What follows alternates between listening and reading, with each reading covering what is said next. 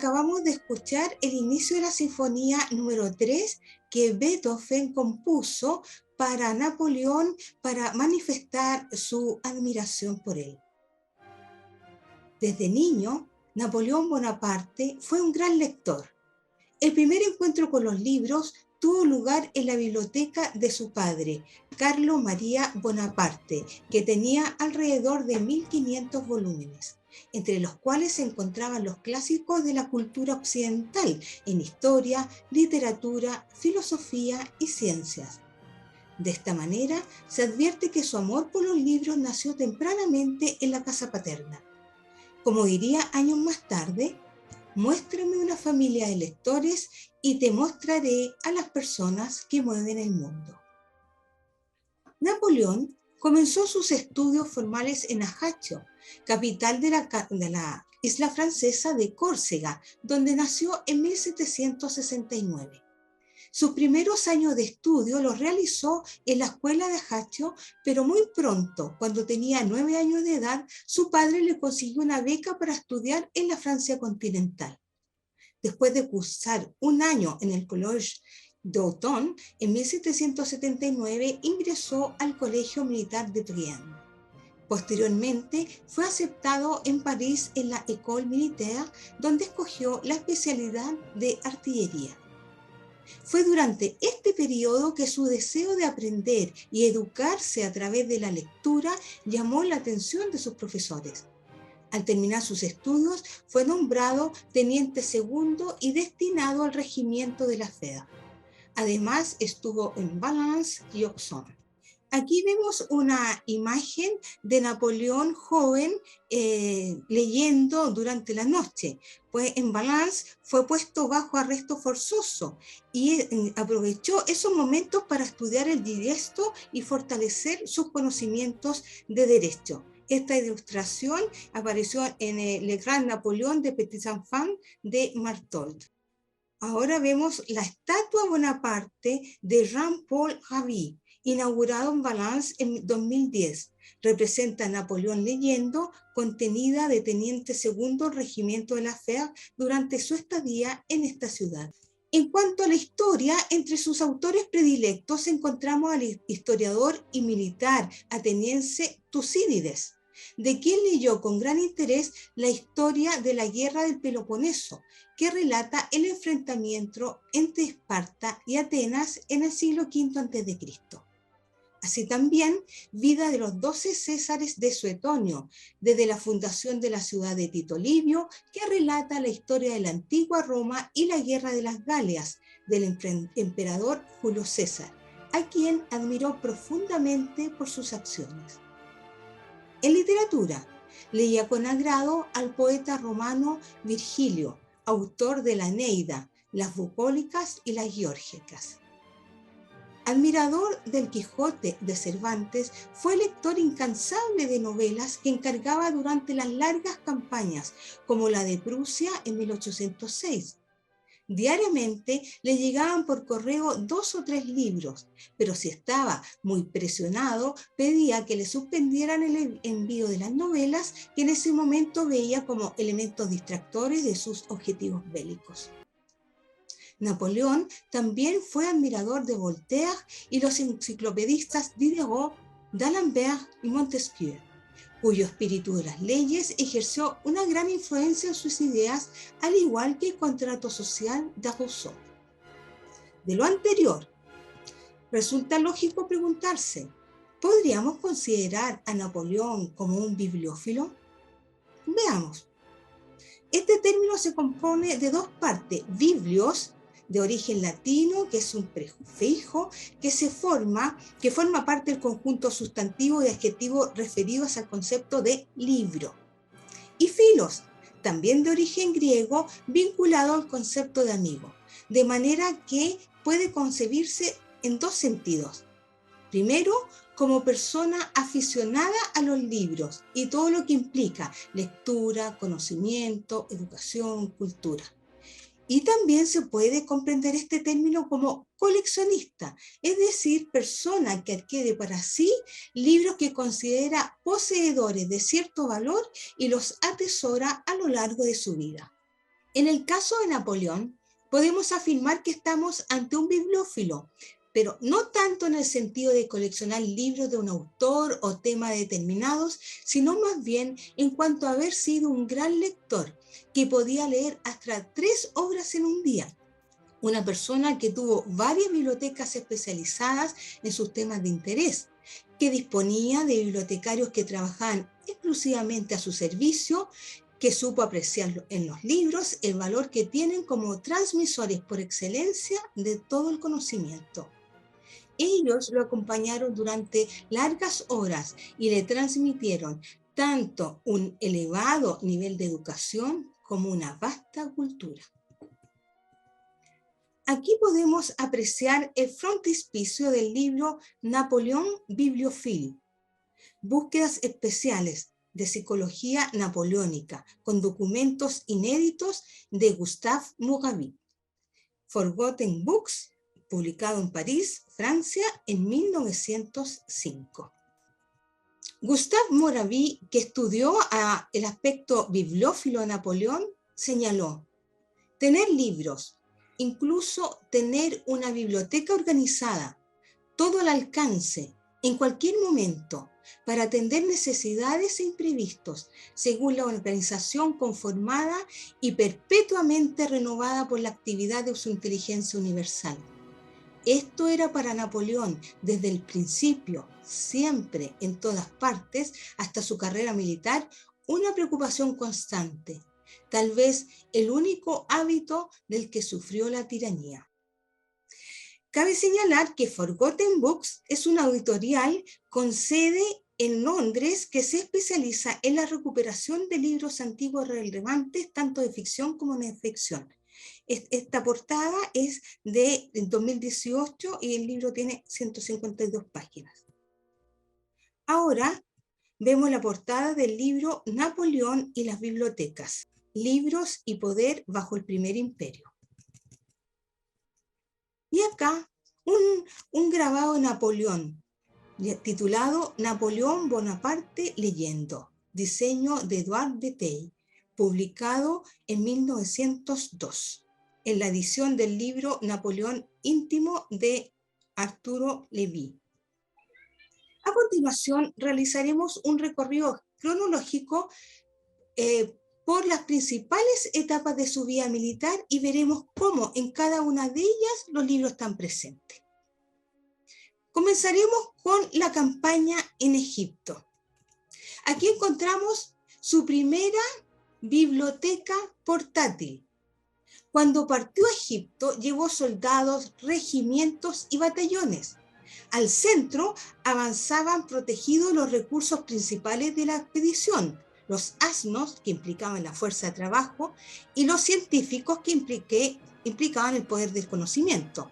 De esta manera se evidencia que la campaña de Egipto no solamente fue militar, sino también científica. Cabe señalar que la biblioteca portátil lo había acompañado anteriormente durante la campaña en Italia en 1796 y 1797. Presentaba una estructura, selección y orden temático más depurado en esta ocasión. En esta campaña estudió la Biblia durante los largos desplazamientos por el desierto. Aquí vemos Napoleón Bonaparte ante la Esfinge, pintura de Jean-Léon Gérôme, de 1868.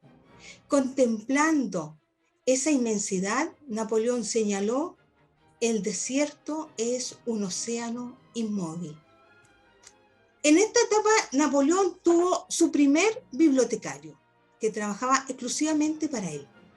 En la oficina de Napoleón en las Tullerías, durante el periodo del Primer Imperio Francés, de 1804 a 1814, lo más importante era la biblioteca. Por lo mismo, tenía estantes con capacidad para 10.000 libros, sin contar que además había muchos otros libros en las dependencias de la residencia imperial. Es por esto que Napoleón disponía de un bibliotecario personal, el Ablate de Deninat, proveniente de Turín y que antes había sido bibliotecario del emperador Federico II de Prusia, por el cual sentía gran admiración.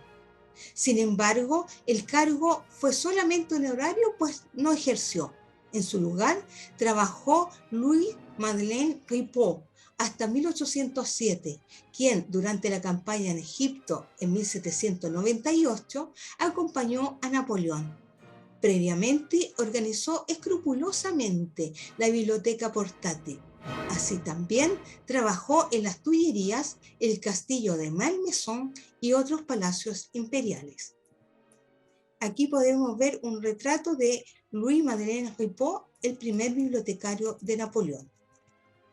Y acá retrato de Luis XVIII de Francia en su gabinete de las Tullerías, que antes había pertenecido a Napoleón.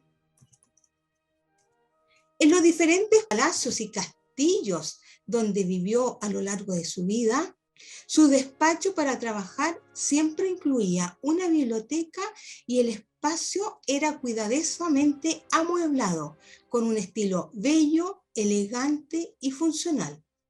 Por esto, podemos citar la biblioteca del Château de Malmaison, el Trianon, las Tullerías, Saint-Cloud, la Compiègne, el castillo de Rambouillet y el de Laeken, hoy residencia oficial de la monarquía belga. Cada residencia incluía más de 30.000 volúmenes para, comillas, como decía Napoleón, enriquecer el conocimiento. Aquí vemos el escritorio de Napoleón en el Château de Malmaison. Luego, el Palacio de las Tullerías.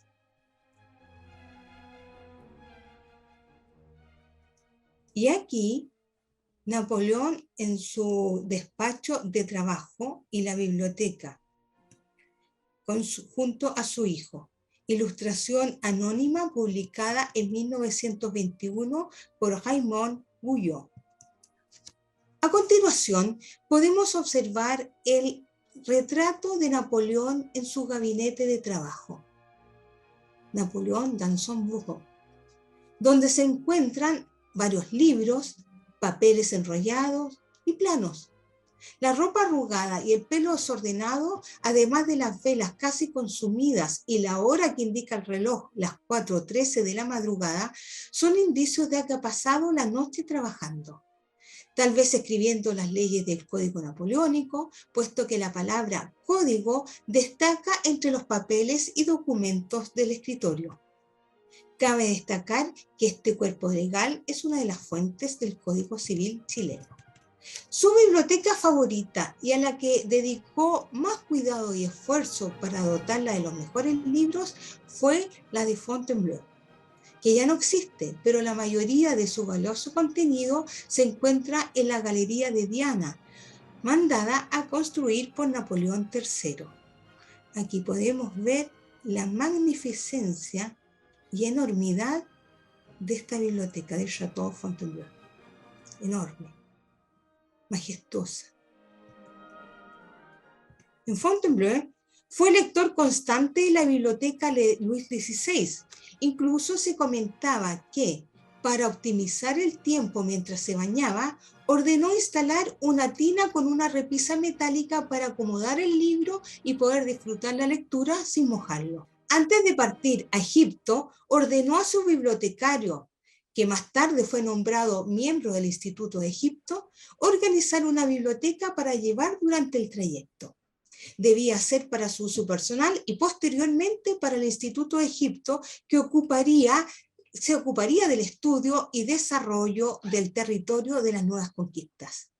Como parte de su estrategia militar, se informaba de cuestiones tan útiles como la topografía del lugar que pensaba invadir. Y si observamos los contenidos principales de la biblioteca, encontramos diccionarios generales, libros de idiomas, geografía, historia natural, matemáticas, astronomía, medicina, cirugía, física, química, arquitectura, memorias históricas, poesía y arte. Esto constituía el primer núcleo de su biblioteca.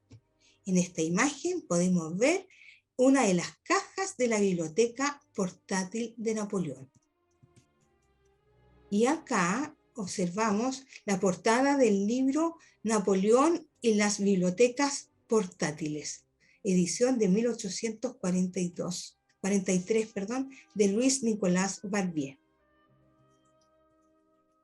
Si desean saber más acerca de las bibliotecas portátiles, les recomiendo la lectura de Charles Éloi, Les livres et la guerre, de bibliothèque portátil de Napoleón. Napoleón tenía en alta consideración el significado del libro. Esto lo llevó a regalarlo a diversas personalidades de la época. Se trataba de ediciones muy cuidadas y lujosamente encuadernadas. Para sí mismo, prefería libros más pequeños, lo que normalmente se conoce como libros de bolsillo, porque le resultaba más útil, dúctil y fácil de transportar. Cuando viajaba en carruaje, si el libro que estaba leyendo no le parecía lo suficientemente interesante, los tiraba por la ventana. Y a veces los oficiales que venían atrás a caballo los recogían para ellos. En 1809 se publicó el primer volumen de Descripción de Egipto. El título completo era Descripción de Egipto o una colección de observaciones e investigaciones que fueron hechas en Egipto durante la expedición del ejército francés, que formaba parte de una colección que fue publicada entre 1809 y 1829, que fue el resultado de un arduo trabajo de investigación de alrededor de 160 científicos que viajaron con Napoleón en la invasión a Egipto en 1798. Además, iban 400 artistas, incluyendo 200 dibujantes y grabadores, además de los técnicos, todos los cuales participaron en esta magna obra, que se imprimió en París en 1809.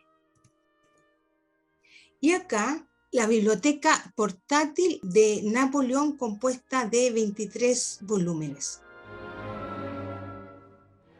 La batalla de Marengo es otro hito en la carrera militar de Napoleón Bonaparte. Tuvo lugar en Alessandria, en la región del Piamonte, en Italia, y resultó ser una victoria en todos los aspectos. En junio de 1800, Napoleón casi pierde en Marengo y gracias a la intervención del general Desaix, amigo suyo, la batalla se resolvió a su favor. A partir de 1801, Napoleón comenzó a seguir cuidadosamente la prensa internacional para estar al tanto de lo que sucedía en otros países y saber cuál era la imagen que transmitían de él y de Francia. En 1805 se publicó el libro Relación de la batalla de Marengo por Napoleón Bonaparte, cuyo autor fue Louis-Alexandre Bethien, jefe de Estado Mayor del Ejército de Francia. Este libro se transformó en un medio para glorificar la empresa napoleónica. En esta foto vemos el relato de la batalla presentado al emperador sobre el campo de combate el 14 de junio de 1805, litografía de Carl Vernet. El segundo bibliotecario de Napoleón fue Alexandre Barbier, quien trabajó desde 1807 hasta 1813. Publicó varios libros y posteriormente participó en la fundación de las bibliotecas del Museo del Louvre y del Castillo de Fontainebleau.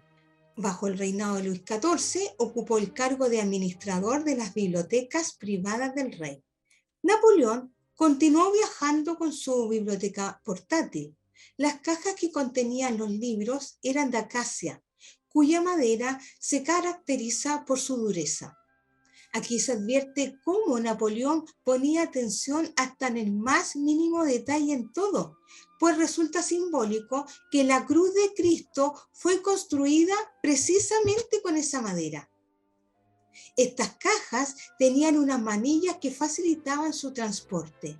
Los libros iban protegidos y permanecían a la vista de Napoleón mientras trabajaba. La campaña de Rusia fue otro momento importante en la carrera militar de Napoleón, quien escogía los libros que lo acompañarían dependiendo de la campaña en la que estaba ocupado o la necesidad que tuviera en el momento. Cuando partió a Rusia en 1812, además del tema topográfico, pidió libros sobre historia militar rusa, literatura rusa y sobre la región. Además, llevaba libros clásicos como Cicerón, Plutarco y del arte militar en la antigüedad. Los libros que le encargó a su bibliotecario Barbier y que éste no logró conseguir, se pidieron prestados a diversas bibliotecas. La batalla de las Naciones y la batalla de París. Eso fue también un momento importante en 1813. Napoleón está en retirada después de su fallido intento de invadir Rusia. Los ejércitos de la coalición se agruparon y lograron derrotar a los franceses. En la batalla de Leipzig, que fue el mayor enfrentamiento armado de las guerras napoleónicas. Luego, en 1814, tuvo lugar la batalla de París entre la sexta coalición, Rusia, compuesta por Rusia, Austria y Prusia, y el Imperio francés. Napoleón sufre una fuerte derrota y, tras una serie de sucesos, firmó la abdicación en el Château de Fontainebleau y parte al exilio. Y aquí llegamos a un momento en su trayectoria que es muy emblemático en la trayectoria de Napoleón, que es la batalla de Waterloo, que tuvo lugar en 1815 contra Prusia y Gran Bretaña. Fue la última batalla de Napoleón. En esta oportunidad perdió gran cantidad de libros que cayeron en manos prusianas. Como suele ocurrir con los grandes lectores, Napoleón tenía una memoria notable. Incluso se dice que podía dictar hasta 14 cartas simultáneamente. Para ello ponía a los escribanos en fila india y comenzaba a dictar las 14 cartas párrafo por párrafo. Primero al primer escribano, al segundo, al tercero y así sucesivamente. Cuando llegaba al último y regresaba al primero, sin preguntar en qué parte había quedado, continuaba dictando la carta.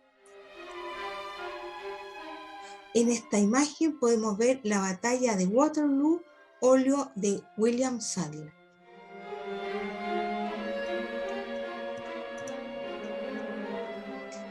Exilio en la isla de Elba.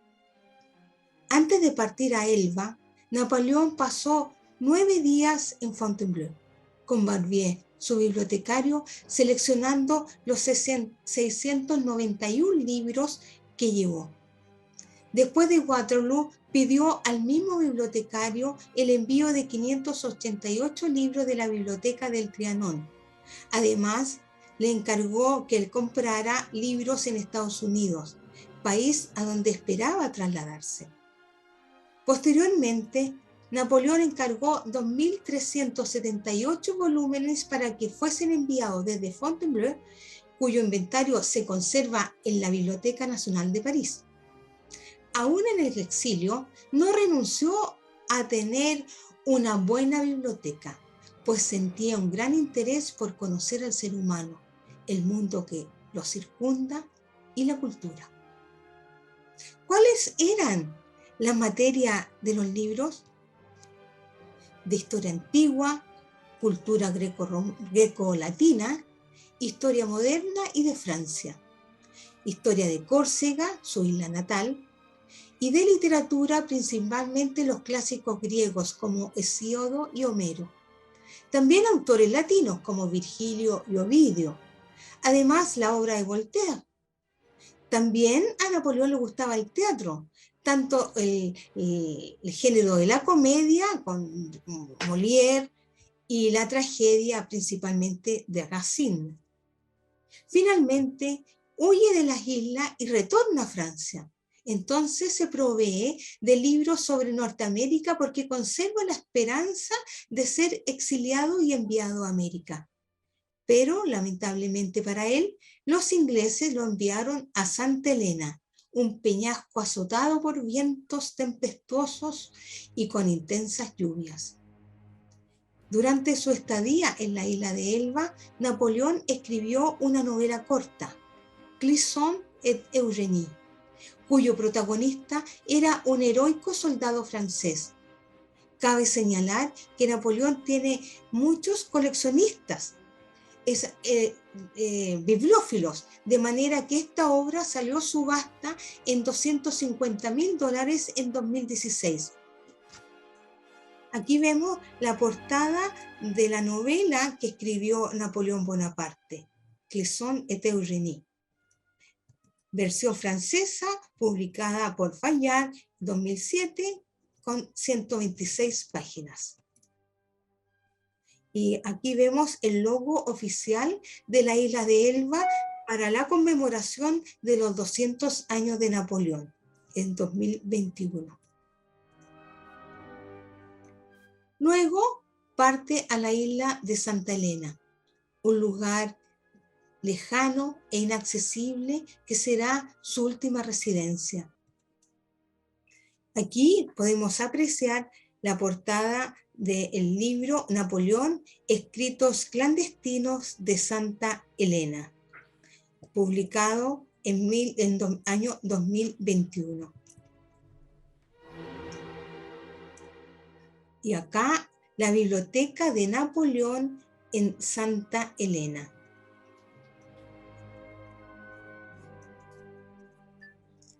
Y esta es la portada del libro La última pasión de Napoleón, la biblioteca de Santa Elena de Jacques Joubert. En esta etapa, Napoleón contrata a su tercer y último bibliotecario, que fue el mameluco Ali, quien también cuidará de Napoleón. La biblioteca nace en 1815, cuando Napoleón pide a Barbier reunirle cerca de 2.000 volúmenes, mientras esperaba que el gobierno inglés le concediera la posibilidad de viajar a América, cosa que finalmente no ocurrió.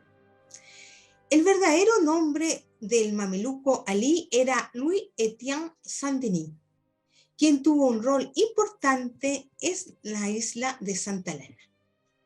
Louis-Étienne Saint-Denis nació en Versalles en el año 1788. Más tarde, en 1806, entró al servicio de Napoleón, pasando a ocupar el rol de lacayo en 1811.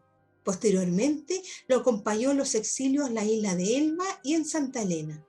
Por su labor y el aprecio que le tenía, Napoleón lo incluyó en su testamento. Fue condecorado con la Legión de Honor en 1854.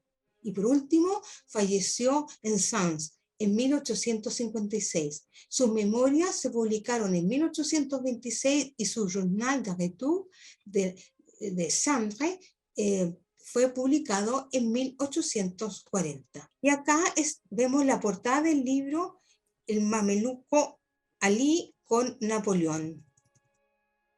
De las Tullerías a Santa Elena. Además de gran lector y novelista, como hemos visto, Napoleón también fue un gran autor epistolar. Se conservan alrededor de 40.500 cartas firmadas por él entre 1784 y 1821. Muchos años después las editó la Fundación Napoleón y las publicó Fayard con el título Napoleón Bonaparte, Correspondencia General, en 15 tomos. El primero en 2002 y el último en 2018. Y aquí podemos apreciar la portada del tomo primero. Finalmente, en 1821, Napoleón fallece. Inicialmente fue enterrado en el mismo lugar de su muerte, la isla de Santa Elena. Más tarde, sus restos fueron llevados a Les Invalides en París, donde reposan hasta el día de hoy. En esta foto podemos apreciar la tumba de Napoleón en Les Invalides en París. De esta manera, hemos realizado un recorrido por la vida de Napoleón que nos ha permitido constatar que, en efecto, fue un bibliófilo en el sentido de sentir pasión por los libros, por la importancia, presencia e influencia indesmentible que tuvieron en su vida. Fueron sus leales amigos que lo acompañaron y formaron en su niñez, su juventud y vida adulta, durante los días de estudio y las noches de trabajo, en tiempos de guerra y de paz, en días de gloria y de derrota, de protagonismo histórico y de exilio. En definitiva, más allá de las consideraciones que se pudieran hacer en torno a este personaje histórico, el hecho que sea uno de los más poderosos, conocidos y estudiados es indicio cierto de cuán importantes son los libros en la formación, la educación y el conocimiento, porque en su caso particular, indiscutiblemente tuvieron un rol tan determinante como trascendente.